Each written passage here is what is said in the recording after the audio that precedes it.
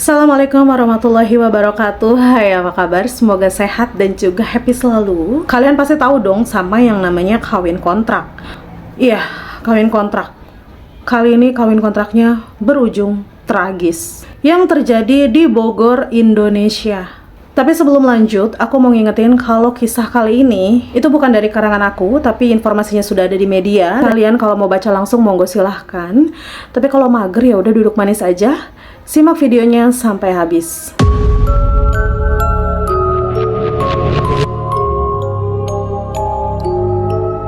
Seorang wanita bernama Erawati, keturunan Sunda asal Cianjur, Jawa Barat, pergi merantau ke Arab Saudi sebagai tenaga kerja wanita.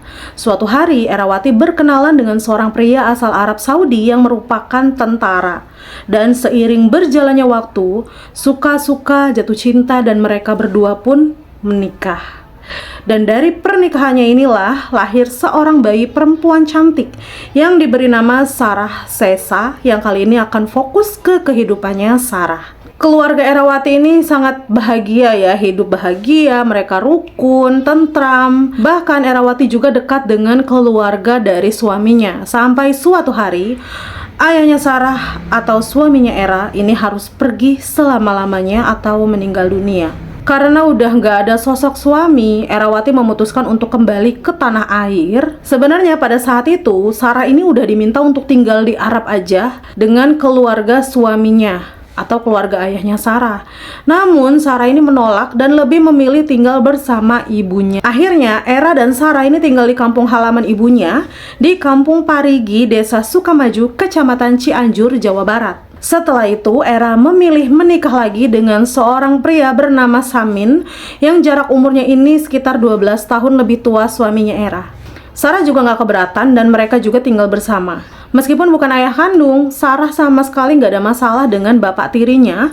Mereka ini hidup rukun, damai, harmonis, kayak gitu. Bahkan di mata para tetangga yang mengenal Sarah, selain Sarah yang terkenal cantik di desanya, Sarah juga baik, gak sombong gitu. Kalau gue yang cantik kayak Sarah ya, mungkin udah petantang petenteng gak sih?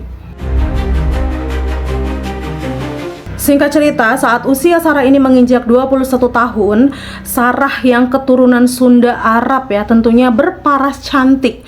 Jadi nggak heran banyak laki-laki yang berusaha mendekati Sarah. Termasuk seorang pria Arab juga ya bernama Abdul Latif yang usianya 29 tahun. Menurut cerita dari sang ibu ya, Abdul Latif ini merupakan tetangga mereka saat di Arab yang jaraknya itu cuma sekitar 2 rumah aja. Jadi ini rumah ibunya, nah satu rumah orang lain ya, sebelahnya ada 2 rumah, baru rumahnya si Abdul Latif.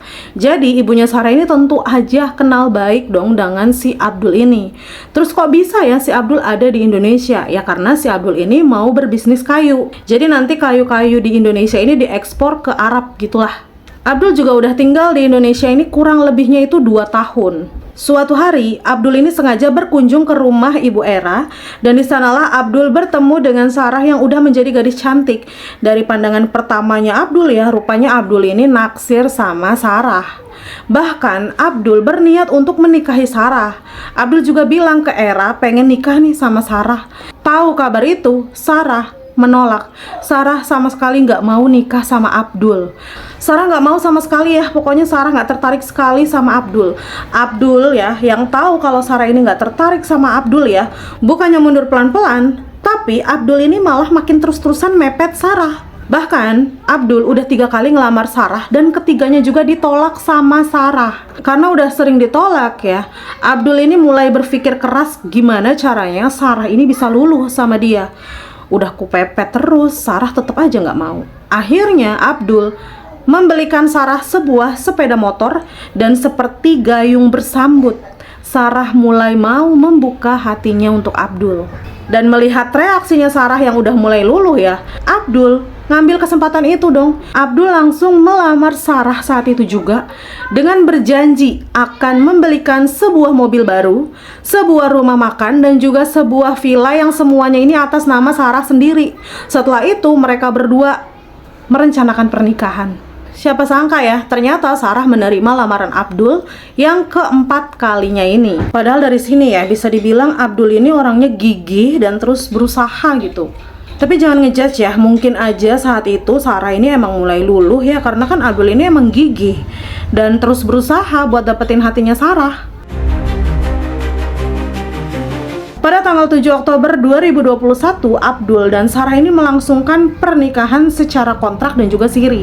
Dengan isi kontraknya, Abdul akan membelikan mobil, rumah makan, dan juga villa, serta mas kawin uang tunai sebesar 150 juta rupiah.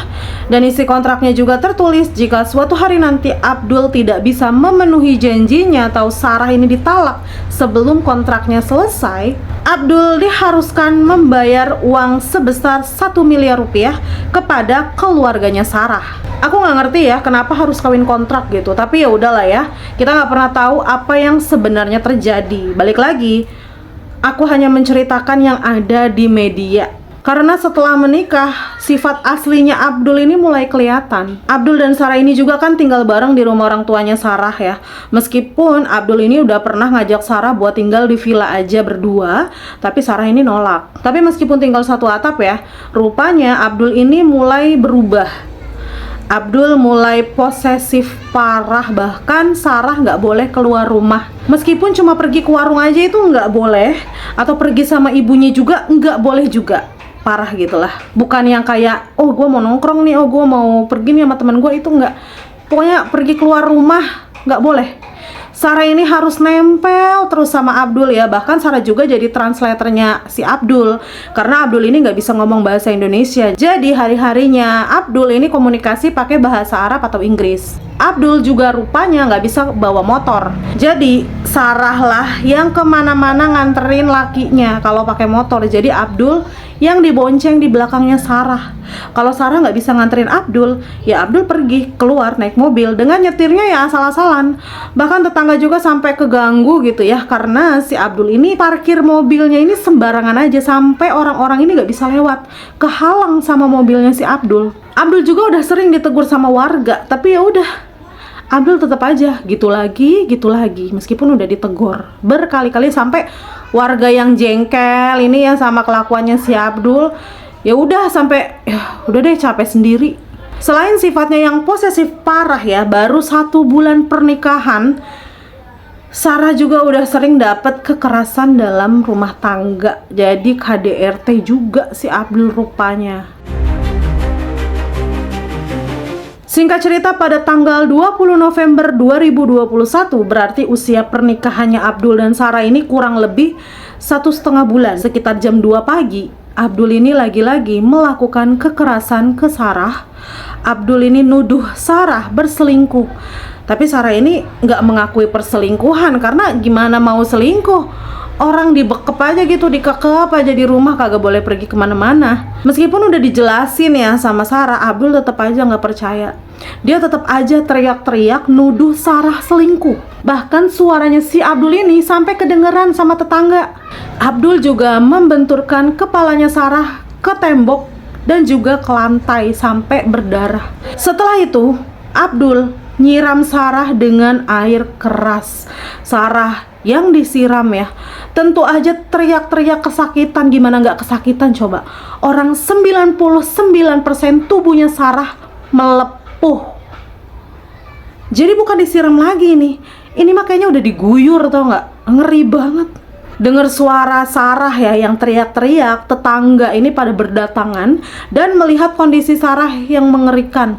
Kondisi Sarah saat itu, bajunya ini udah robek-robek dan seluruh badannya melepuh. Tapi Sarah saat itu masih sadar dan sempat bilang kalau pelakunya itu suaminya, si Abdul.